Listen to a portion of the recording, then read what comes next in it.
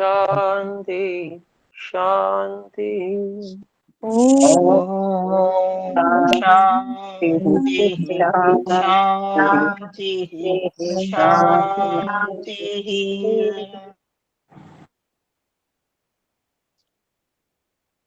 ओम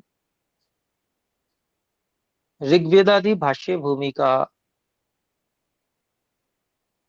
के उपासना विषय का स्वाध्याय इस समय में हम कर रहे हैं और उपासना विषय के 16 मंत्रों के संस्कृत भाष्य और भाषार्थ आर्य भाषा भाषार्थ को हम पढ़ चुके हैं।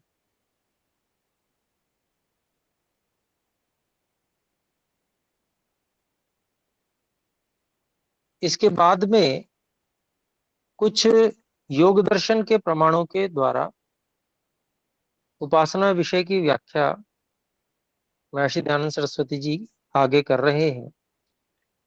तो इस विषय को हम यहाँ पर देखते हैं। संस्कृत भाष्य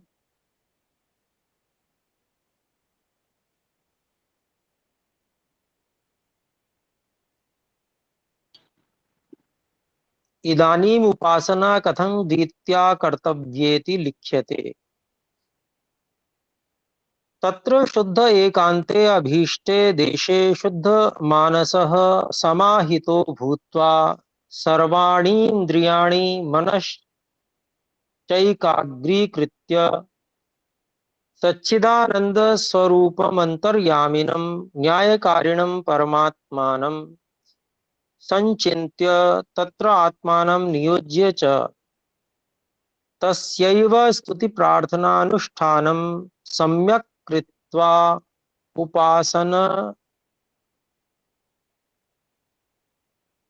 उपासनया ईश्वरे पुनः पुनः स्वात्मानं संलग्येत्। अत्र पतंजलि महामुनिना स्वकृत सूत्रेषु वेदव्यासकृत भाष्ये च अयम् अनुक्रमः योगशास्त्रे प्रदर्शितः। तद्यथा योगश्चित्तवृत्ति निरोधः योगदर्शन भाष्यम्। उपासना समये व्यवहार समये वा परमेश्वरात् अतिरिक्त विषयात् अधर्म व्यवहारात् च मनसो वृत्तिः सदैव निरुद्धा रक्षणीया इति।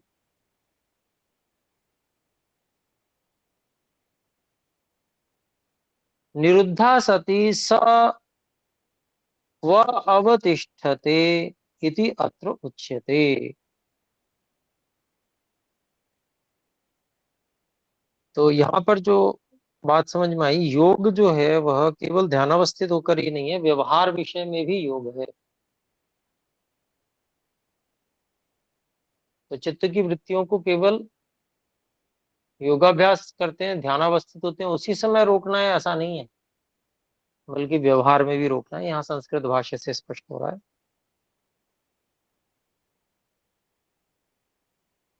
दूसरा सूत्र, तदा द्रष्टुः स्वरूपे वस्थानम।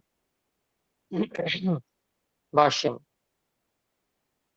यदा सर्वस्माद् व्यवहारान् मनो अवरुध्यते यदा अस्य उपासकस्य मनो द्रष्टुः सर्वज्ञस्य परमेश्वरस्य स्वरूपे स्थितिं लभते।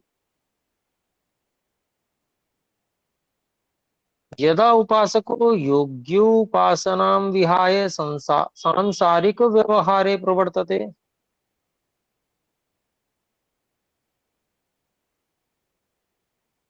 तदा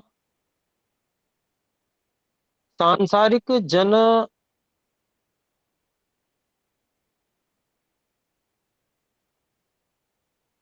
वत् तदा सांसारिक जनवत् तस्यापि प्रवृत्तिः भवति आहोसित विलक्षणा इति अत्र आह।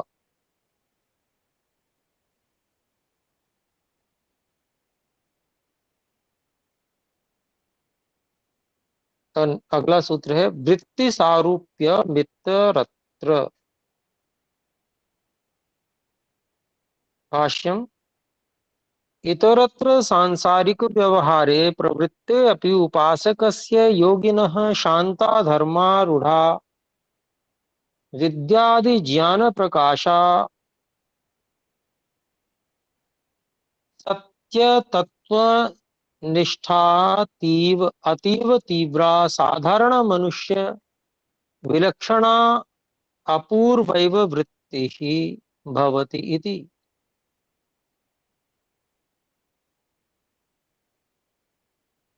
न एव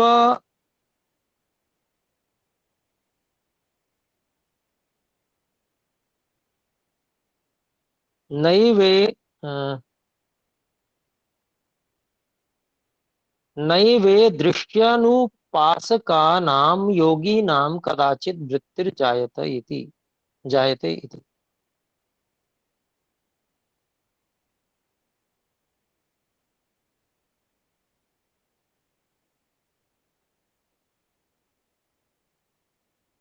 तो न एव ईदृशी अनुपासकानाम अयोगिनाम कदाचित वृत्तिः जायते इति। कति वृत्तयः सन्ति कथम निरोधव्या इति अत्र आह। फिर आगे के सूत्र लगातार हैं। वृत्तयः पंचतयः क्लिष्टा क्लिष्टाः प्रमाण विपर्यय विकल्प निद्रा स्मृतयः तत्र प्रत्यक्षानुमानागमाः प्रमाणानि विपर्ययो मिथ्या ज्ञान मतद्रूप प्रतिष्ठम शब्द ज्ञानानुपाति वस्तु शून्यो विकल्प अभाव प्रत्ययालंबना वृत्तिर्निद्रा अनुभूत विषया संप्रमोषः स्मृतिः अभ्यास वैराग्याभ्याम तन्निरोधः।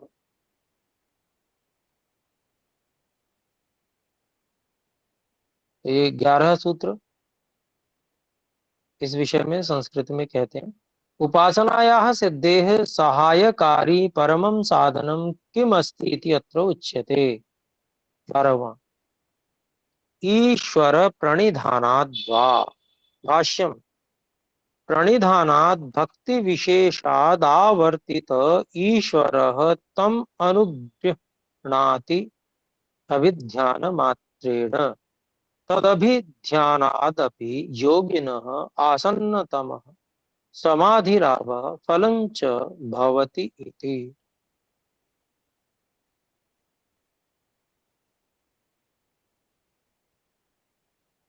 आर्य भाषा भाषार्थ देखते हैं। अब जिस रीति से उपासना करनी चाहिए सो आगे लिखते हैं। जब जब मनुष्य लोग ईश्वर की उपासना करना चाहें तब तब इच्छा के अनुकूल एकांत स्थान में बैठकर अपने मन को शुद्ध और आत्मा को स्थिर करें।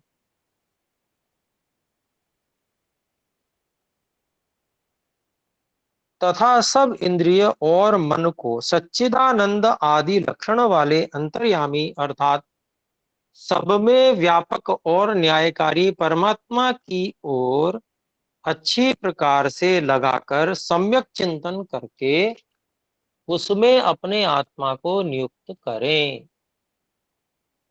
तो बहुत बिल्कुल सटीक जो ईश्वर की उपासना की विधि है वो यहाँ पर बताई गई है कि जब जब मनुष्य लोग ईश्वर की उपासना करना चाहें तब अपने अनुकूल जो इच्छा के अनुकूल ऐसा एकांत स्थान है उसको प्राप्त करें, वहां बैठें आसन लगाकर और मन को शुद्ध कर लें। मन को शुद्ध करने का अभिप्राय उसकी चंचलता को समाप्त करें। मन में जो हमने अनेक इच्छाएं उठा रखी हैं उनको वैराग्य के भावों को बार बार विचार कर उन मन में उठे हुए वेगों को उद्वेगों को संवेगों को जो विविध विषयों में अलग अलग विषयों में है उनको वहां पर वैराग्य का विचार उठाकर, तत्व ज्ञान का विचार उठाकर उनको शांत कर दे, तो मन क्या है, शुद्ध हो जाएगा। और आत्मा को स्थिर करें। जो अपनी इच्छा और प्रयत्न है वो मन के और बुद्धि के कारण से अलग विषयों में आकर्षण के कारण से अस्थिर आत्मा रहता है। तो आत्मा अर्थात इच्छा और प्रयत्न अपने जो गुण हैं उनको एक परमात्मा की ओर लगाएंगे तो स्थिर हो जाएगा। अनेक विषयों में इधर उधर की बातों में अगर इच्छा और प्रयत्न लगा हुआ होगा तो मन को कभी भी शांत, शुद्ध और एकाग्र नहीं कर पाएंगे। तो आत्मा को स्थिर करने का अभिप्राय यही है कि अपनी इच्छा और प्रयत्न इन दोनों को संभाल लें और ईश्वर में आकर्षण बना लें। फिर सब इंद्रियों और मन को सच्चिदानंद लक्षण वाले अंतर्यामी। अब इंद्रियों और मन पहले इधर उधर के कामों में लग रहे थे। जब हमने मन को शुद्ध कर लिया, आत्मा को स्थिर कर लिया, स्वयं पर, मन पर नियंत्रण कर लिया, और फिर ये इंद्रियों और मन को अब जब ये स्थिर हो गया, मन, चंचलता समाप्त कर ली हमने वैराग्य के द्वारा, तो अब इस मन को और अन्य इंद्रियों को भी सच्चित आनंद स्वरूप वाले, जो लक्षण वाले, इस लक्षण वाले जो अंतर्यामी, सब में व्यापक, न्यायकारी ऐसे परमात्मा की ओर अच्छे से लगा ले। मन और सभी इंद्रियों को अब शांत करना है, शुद्ध करना है, उसके बाद में लगाना है ईश्वर में। कैसे ईश्वर में? इस इन लक्षणों वाले ईश्वर में। अर्थात जो बहकाए गए लोग हैं उनके अनुसार नहीं चलना है, जो वास्तविकता है उसके अनुसार ईश्वर में मन लगाना है। ईश्वर के जो गुणकर्म स्वभाव हैं, जैसे ईश्वर अंतर्यामी है, सबको अंदर से नियंत्रण कर रहे हैं, व्यापक हैं, सबका न्याय करने वाले हैं, तो ये जो इन लक्षणों वाले, गुणों वाले परमात्मा है, उनमें आत्मा को नियुक्त करना है।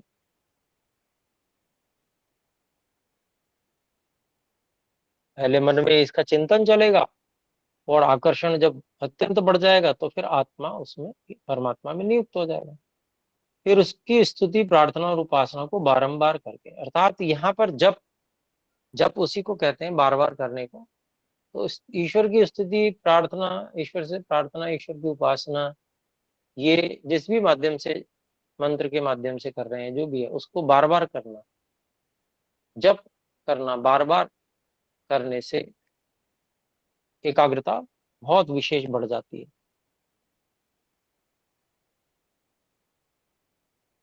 ऐसा समझ के बार बार कर सकते हैं कि ईश्वर हमें निरंतर सहायता दे रहे हैं, सब प्रकार, सब कुछ हमारे लिए कर रहे हैं। हम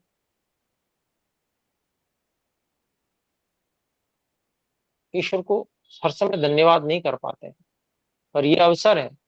अब हम बार बार मंत्र का उच्चारण करके उसके अर्थ का भावना भी बनाकर और ईश्वर को समर्पित होकर हम बार बार उन मंत्र या वाक्यों को, जो भी है जिससे हम स्तुति, प्रार्थना, उपासना कर रहे हैं,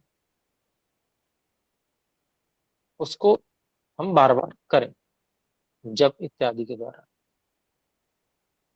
और ऐसा करके अत्यंत आकर्षण, अत्यंत प्रेम से ईश्वर से युक्त होकर आत्मा को परमात्मा में लगा लो। इसकी रीति पतंजलि मुनि के किए योग शास्त्र और उन्हीं सूत्रों के वेद व्यास मुनि जी के किए भाष्य के प्रमाणों में लिखते हैं।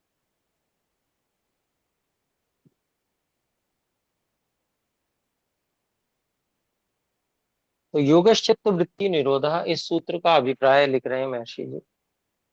चित्त की वृत्तियों को सब बुराइयों से हटाकर शुभ गुणों में स्थिर करके परमेश्वर के समीप में मोक्ष को प्राप्त करने को योग कहते हैं।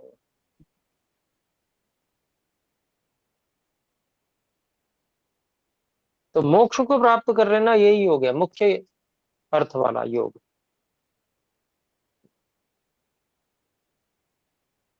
संपूर्ण योग जिसको कहते हैं, पूरा हो गया जो।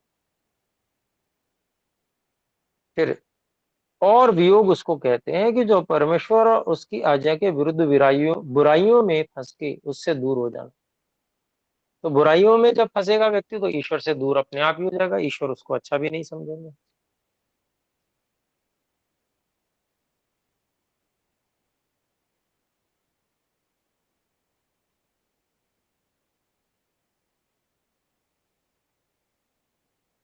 तो दोनों ही प्रकार से व्यवहार में भी, और जैसा कि संस्कृत भाष्य में थोड़ा अलग प्रकार से कहा है कि चित्त को बुराइयों से पूरी तरह से रोककर और परमेश्वर में लगाना, दोनों कालों में, व्यवहार काल में भी और उपासना काल में भी।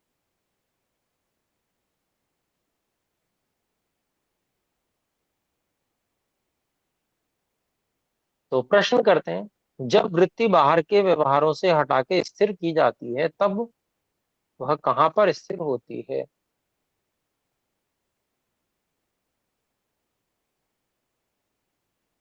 तो इसके उत्तर में अगला सूत्र है, तदा दृष्टु स्वरूपे अवस्थानम। इसका उत्तर यह है कि तदा दृष्टु इत्यादि, जैसे जल के व्यवहार को एक ओर से दृढ़ बांध के रोक देते हैं तब वह जिस ओर नीचा होता है उस ओर चल के वहीं स्थिर हो जाता है। इसी प्रकार मन की वृत्ति भी जब बाहर से रुकती है तब परमेश्वर में स्थिर हो जाती है। तो यहाँ पर बहुत विशेष बात बताई गई है। परमात्मा में कब स्थिर होते हैं, हमारी वृत्ति कब स्थिर होती है? जब मन की वृत्ति को बाहर से पूरी तरह से रोक लिया जाता है।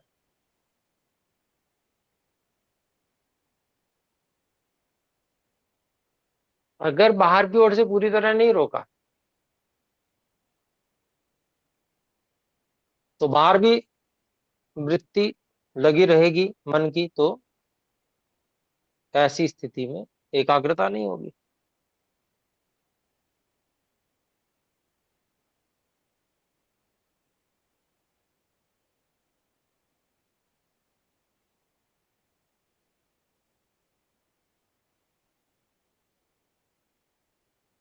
तो जब वृत्ति बाहर के व्यवहारों से हटा के स्थिर की जाती है तो कहाँ पर स्थिर होती है? इसका उत्तर यह है कि जैसे जल के प्रवाह को एक ओर से दृढ़ बांध के रोक देते हैं तब वह जिस ओर नीचा होता है उस ओर चल के वहीं स्थिर हो जाता है।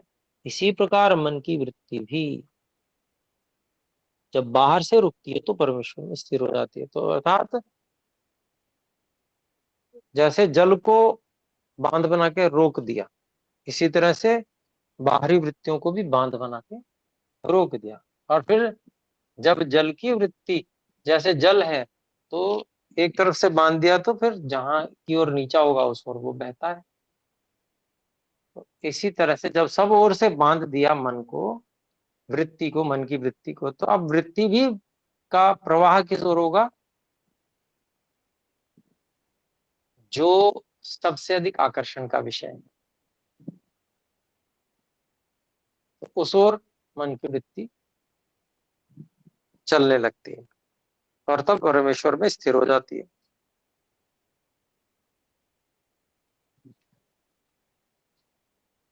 फिर आगे कहते हैं, प्रश्न, जब उपासक योगी उपासना को छोड़ के सांसारिक व्यवहार में प्रवृत्त होता है तब उसकी प्रवृत्ति भी सांसारिक मनुष्य के समान होती है या उससे विलक्षण? इस संस्कृत भाग में दे रखा है, उसका यहाँ पर अर्थ पढ़ लिया।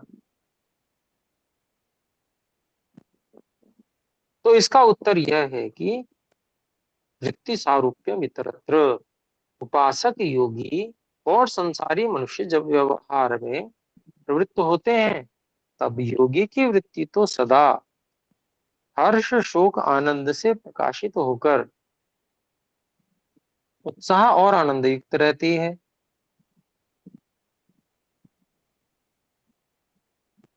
हर्ष शोक रहित, रहित छूट गया था शायद, तो हर्ष और शोक से रहित और आनंद से प्रकाशित होकर उत्साह और आनंद से युक्त रहती है। और संसार के मनुष्य की वृत्ति सदा हर्ष शोक रूप दुख सागर में ही डूबी रहती है।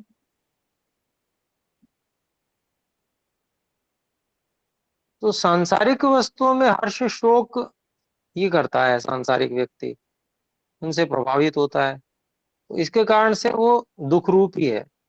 क्योंकि वो दुख रूप है, इसलिए ये दुख वह हमेशा भोगता रहता है, समझ नहीं पाता, तो उसी में डूबी रहती है इसकी वृत्ति।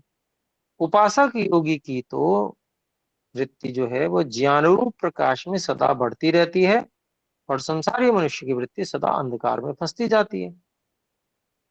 तो देखिए, दृष्टिकोण भेद है व्यवहार में भी। वृत्ति सारूप्यम इतरत्र, तो यहाँ पर जैसे वृत्ति सारूप्यम कहा गया,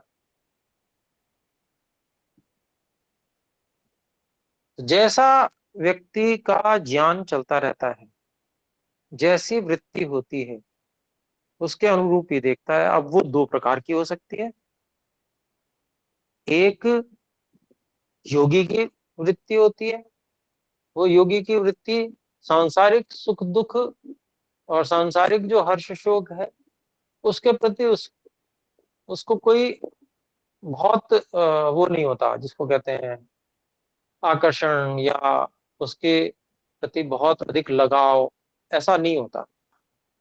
जब उधर नहीं होता है तो वो आनंद में रहता है, उससे प्रभावित नहीं होता। हर्ष शोक जो सांसारिक होते हैं, व्यवहार करते हुए भी हर्ष शोक से प्रभावित नहीं होता, तो आनंदित रहता है। लेकिन सांसारिक व्यक्ति क्या होता है, वो सांसारिक व्यवहार जो है उनसे बहुत प्रभावित होता है, उनसे हर्ष और शोक से प्रभावित होता है, उसमें अपना मानता रहता है, अपना हित, या उसमें हम कहेंगे कि जुड़ाव, अपना हानि में अपनी हानि समझता रहता है, और सांसारिक लाभ में अपना लाभ समझता रहता है, जबकि वो सब हानि और लाभ वहीं अलग है, संसारिक संसार में ही है, अपना उससे कोई लेना देना नहीं है। हम में कुछ भी न तो लाभ जुड़ जाता है, न ही हमसे हम में से कुछ घट जाता है, हानि भी नहीं होती। तो योगी समझता रहता है, ठीक ठीक जानता रहता है व्यवहार काल में भी। तो जिसकी जैसी वृत्ति होती है उसको वैसा ही, उसके ही समान वह समझता रहता है। तो वृत्ति सारूप्यम, ये जो अभिप्राय है महर्षि जी ने बड़ा विशेष और स्पष्ट किया है।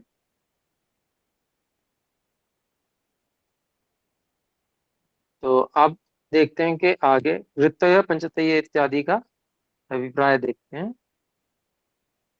अर्थात सब जीवों के मन में 5 प्रकार की वृत्ति उत्पन्न होती है। यहाँ पर गिनवा दी वृत्तियां कौन कौन सी होती हैं, उसको दो भेद हैं, एक क्लिष्ट दूसरी अक्लिष्ट। तो ये जो क्लिष्ट और अक्लिष्ट है, वो इन दोनों को यहाँ से पूर्व सूत्र में भी इस भावना को लेकर महर्षि जी ने जो वृत्ति सारूप्य का अर्थ है वो दो प्रकार का यहाँ पर किया, एक योगी के लिए और एक सांसारिक व्यक्ति के लिए। तो यहाँ पर दो भेद है, एक क्लिष्ट और एक अक्लिष्ट, अर्थात क्लेश सहित और क्लेश रहित। तो योगी की क्लेश रहित होगी और सांसारिक व्यक्ति की क्लेश सहित होगी। उनमें से जिनकी वृत्ति विषयासक्त परमेश्वर की उपासना से विमुख होती है, उनकी वृत्ति अविद्यादि क्लेश सहित, और जो पूर्वोक्त उपासक हैं उनकी क्लेश रहित शांत होती है। तो ये जो 5 प्रकार की वृत्तियां हैं, ये इनके दो विभाग हैं, क्लेश सहित और क्लेश रहित। और इन्हीं दो विभागों को वृत्ति सारूप्य में इतरत्र वाले सूत्र की व्याख्या में भी महर्षि जी ने विभाजित करके दिखाया है। पीछे भी उसका प्रभाव ले लिया और आगे भी ले लिया। तो कह रहे वे 5 वृत्ति ये हैं, प्रमाण, विपर्य, विकल्प, निद्रा, स्मृति। तो पहली प्रमाण, दूसरी विपर्य, तीसरी विकल्प, चौथी निद्रा और पांचवी स्मृति। उनके विभाग और लक्षण ये हैं। अब उनके अलग अलग सूत्र हैं, एक एक जो वृत्ति है उसको बताने के लिए, तो उसको भी समझा रहे हैं यहाँ पर।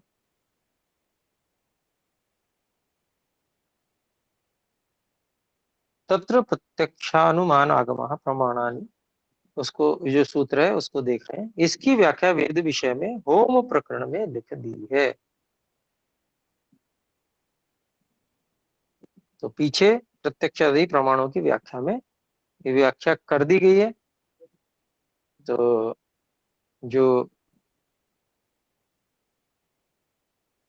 हम कर चुके हैं उसको हम अभी दोबारा नहीं करते, आगे बढ़ते हैं। तो विपर्ययो मिथ्याज्ञानम अतद्रूप प्रतिष्ठम, ये वाला जो सूत्र है इसकी व्याख्या ये है, दूसरी विपर्य की जिससे मिथ्या ज्ञान हो, अर्थात जैसे को तैसा न जानना अथवा अन्य में अन्य की भावना कर लेना, इसको विपर्य कहते हैं। है कुछ और, सोच लिया कुछ और कि ये वो है, भ्रांति हो गई, उल्टा ही सोच लिया। तो ये जो वृत्ति है ये विपर्य वृत्ति होती है। तो ये भी सांसारिक व्यक्ति को होती है। योगी इससे बचने का प्रयास करता है, बचा रहता है। और प्रमाण वृत्तियों का भी उपयोग योगी आसक्ति रहित होकर करता है, और प्रमाण वृत्ति का भी उपयोग जो सांसारिक व्यक्ति है वो आसक्ति से युक्त होकर करता है। इसके कारण से उनसे वो बहुत अधिक प्रभावित होता है, जबकि जो योगी है वो प्रभावित नहीं होता प्रमाण वृत्तियों से भी। प्रमाण वृत्तियों का उपयोग जो करना है उनसे भी जो ज्ञान प्राप्त हो रहा है उसमें आगे फिर से राग द्वेष इत्यादि तो उत्पन्न हो ही सकते हैं। पहले तो ठीक ठीक जान लिया, परंतु बाद में उसमें अपनी मान्यता मिला के और फिर गड़बड़ कर ली, ऐसा हो सकता है।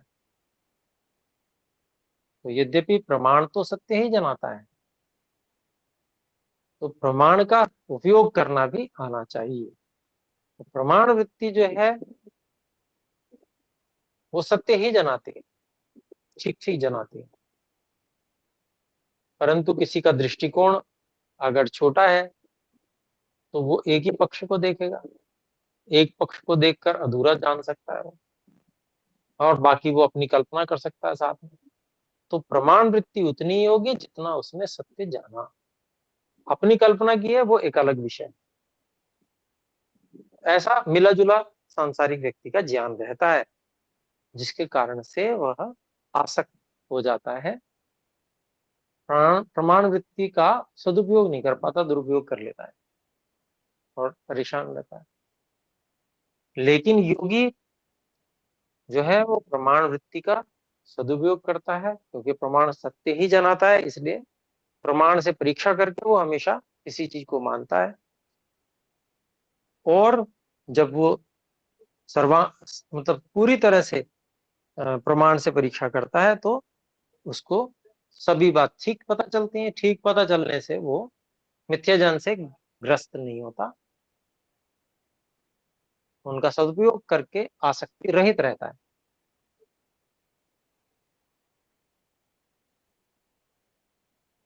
तो प्रत्यक्ष तो सब कुछ हो रहा है, लेकिन व्यक्ति अपने मतलब चीज देखता है। जैसे सुंदर रूप देख रहा है तो सामान्य व्यक्ति वो अपने मतलब की चीज देखेगा, हाँ सुंदर बहुत लग रहा है।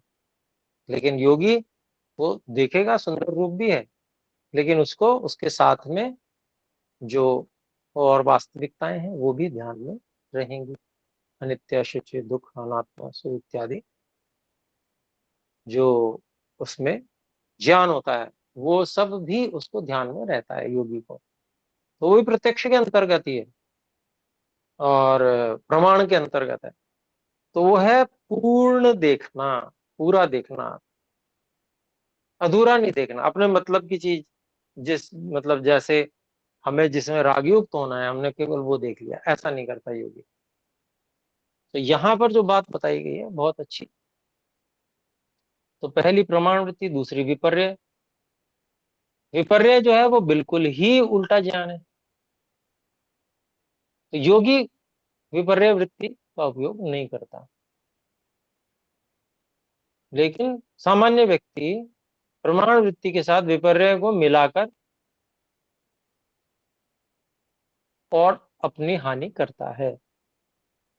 तो वो जो है संसारिक वृत्ति में फंसा रहता है, हर्ष शोक में फंसा रहता है। तीसरे विकल्प वृत्ति है, इसका व्यवहार होता है सत्य ही जनाती है, व्यवहार भले ही अलग हो, जैसा जैसे शब्द होते हैं वैसा व्यवहार नहीं होता।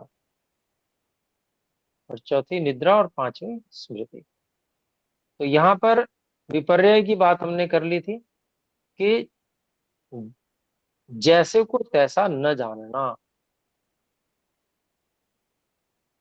अन्य में अन्य की भावना कर लेना, ये विपर्य है। तो ये सामान्य व्यक्ति करता है। तीसरी विकल्प वृत्ति, जैसे किसी ने कहा कि एक देश में हमने आदमी के सिर पर सींग देखे थे। इस बात को सुन के कोई मनुष्य निश्चय कर ले कि ये ठीक है, सींग वाले मनुष्य भी होते होंगे। ऐसी वृत्ति को विकल्प वृत्ति कहते हैं। सो झूठी बात है, अर्थात जिसका शब्द तो हो परंतु किसी प्रकार का अर्थ किसी को न मिल सके, इसी से उसका नाम विकल्प है। तो खाली व्यवहार हो रहा है, खाली वाणी का व्यवहार हो रहा है, किसी को कोई गप्प सुना रहा है, वो गप्प सुनाने में कह रहा है ये बात। गप्प सुनाने का क्या प्रयोजन है? Time pass. तो उनका अपना टाइम पास हो रहा है, वो अपने जो है गप्प सुना रहे हैं, लेकिन वास्तविकता वो नहीं है। तो ये विकल्प वृत्ति कही जाएगी। व्यवहार भी हो रहा है लेकिन वास्तविकता ऐसी नहीं है।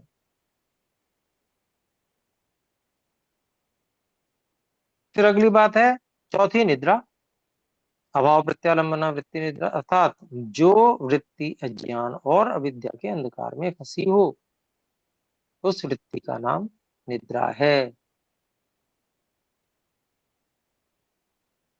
तो उस समय जो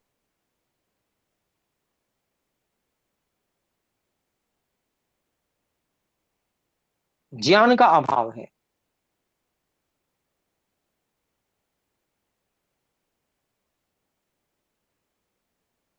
अर्थात कुछ भी पता नहीं चल रहा, तो ऐसी स्थिति, उसका नाम निद्रा वृत्ति है। तो उसको अविद्या के अंधकार में फंसी हुई कह सकते हैं, क्योंकि एक तो कुछ भी ज्ञान नहीं हो रहा, और विपरीत ज्ञान भी हो सकता है, क्योंकि उसके प्रभाव में उल्टा ज्ञान भी कर सकता है, क्योंकि व्यक्ति निद्रा से स्वप्न में चला जाता है, और स्वप्न में जो कुछ भी होता है वह सब सत्य नहीं होता, वो मिलावट होती है, बहुत कुछ कुछ का कुछ मिल जाता है, ऐसा स्वप्न होता है। तो उसको जो सही नहीं है उसको तो अविद्या ही कहेंगे। तो क्योंकि वहां पर सामर्थ्य, जो जागृत अवस्था का सामर्थ्य है उसका अभाव रहता है, तो इसलिए वहां पर यहाँ पर ये बात कही गई है। फिर है पांचवी स्मृति, अनुभूत विषय संप्रमोषा स्मृति, अर्थात जिस व्यवहार व वस्तु को प्रत्यक्ष देख लिया हो उसी का संस्कार ज्ञान में बना रहता है और उस विषय को अप्रमोश भूले नहीं। इस प्रकार की वृत्ति को स्मृति कहते हैं। कई बार किसी किसी की जो है रील अटक जाती है, फंस जाती है। वो जिस चीज को भूलना चाहता है वो भूल ही नहीं पाता, उससे हट ही नहीं पाता। तो स्मृति वृत्ति कभी कभी फंस जाती है किसी किसी के। तो उसको भी वृत्ति माना गया है, उसको हटाने का की आवश्यकता है अगर समाधि लगानी है, अर्थात योग करना है। इन 5 वृत्तियों को बुरे कामों और अनीश्वर के ध्यान से हटाने का उपाय कहते हैं। अब आखिर हटाना भी है तो कैसे हटाएंगे, तो उसका उपाय बता रहे हैं। तो अभ्यास वैराग्याभ्याम तन्निरोधः, जैसा अभ्यास उपासना प्रकरण में आगे लिखेंगे वैसा करें। तो अभ्यास के लिए आगे बता रहे हैं, अभ्यास करना है। तो अभ्यास करेंगे तो ये वृत्तियां रुक जाएंगी और वैराग्य अर्थात सब बुरे कामों और दोषों से अलग रहें। तो ये बहुत मोटी सी भाषा समझा दी। सभी बुरे कामों और दोषों से अलग रहें, ये वैराग्य हो गया।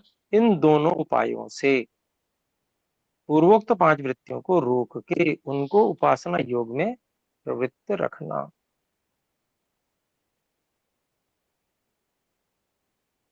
तो ये उपाय है वृत्तियों को रोकने का। तो उपाय तो करना पड़ेगा अगर उपासना करनी है। हम ईश्वर की उपासना करते हैं, उपाय नहीं करते, तो फिर वो खाली नाम की उपासना होगी। उपाय करना पड़ेगा ईश्वर की उपासना का। और वही देखिए, हम तो समय तो लगाते हैं, प्रातः सायं 1-1 घंटा, आधा आधा घंटा, जो जो जितना लगाता है कह देगा वो। हम ईश्वर की उपासना में समय लगाते हैं, परंतु ईश्वर की उपासना के लिए जो वृत्ति का निरोध होना चाहिए, उसके लिए जो उपाय बताया गया है, क्या इन उपायों को भी हम करते हैं? यदि हम इन उपायों को तो करते नहीं है, समय लगाते हैं खाली, तो वो नाम की उपासना मात्र हो जाएगी, उससे लाभ नहीं उठा पाएंगे हम। फिर आगे देखें 12वां सूत्र, ईश्वर प्रणिधानवाद।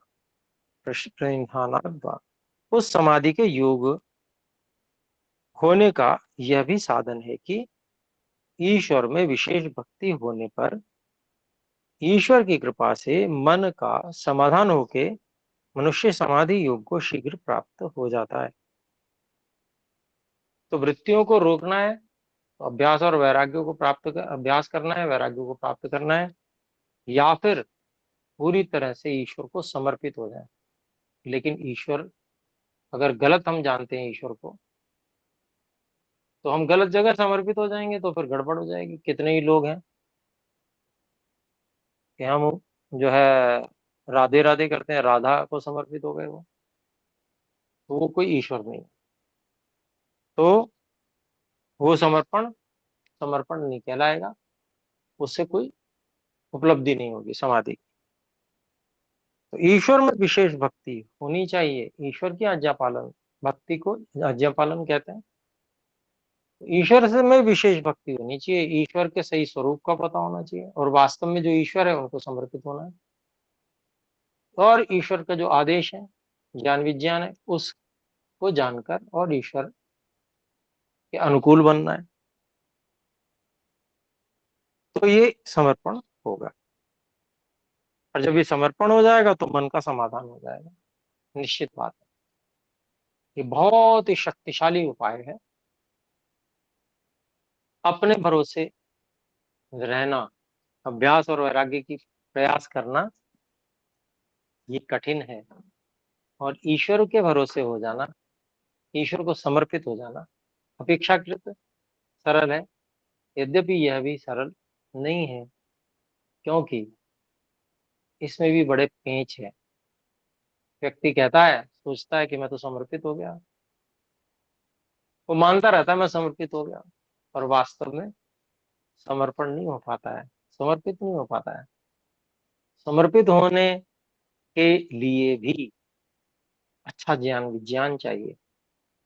कैसे मैं समर्पित हो सकता हूँ 100% पूरी तरह से, वो ज्ञान विज्ञान चाहिए। वो ज्ञान विज्ञान होगा और पूरी तरह से व्यक्ति समर्पित हो जाएगा, तो निश्चित रूप से जैसे 2 और 2 मिलकर 4 बनते हैं और तय है, ऐसे ही ये भी तय है कि ईश्वर की कृपा से मन का समाधान हो जाएगा, समाधि योग को शीघ्र ही प्राप्त हो जाएगा व्यक्ति। तो ये जो है योग दर्शन, ऋषि में मुनि पतंजलि जी और मुनि व्यास जी, उनके बताए तरीके से, उन सूत्रों के आधार पर महर्षि दयानंद जी ने बहुत ही सुंदर और स्पष्ट व्याख्या यहाँ पर की है। अपने लोगों का इसका जो है प्रयोग करना चाहिए। और यहाँ तो महर्षि जी ने बताया ही है, और भी हम योग दर्शन को भी पढ़कर उसकी विशेष व्याख्या को समझकर और उसका हम आचरण करेंगे तो निश्चित ही हम उपासना योग से युक्त हो जाएंगे। तो आगे और भी विषय है, उसको हम अगली कक्षा में देखेंगे। अभी समय हो चुका है, आइए मिलकर एक बार परमात्मा के मुख्य निज नाम ओम का मिलकर उच्चारण करें। ओम।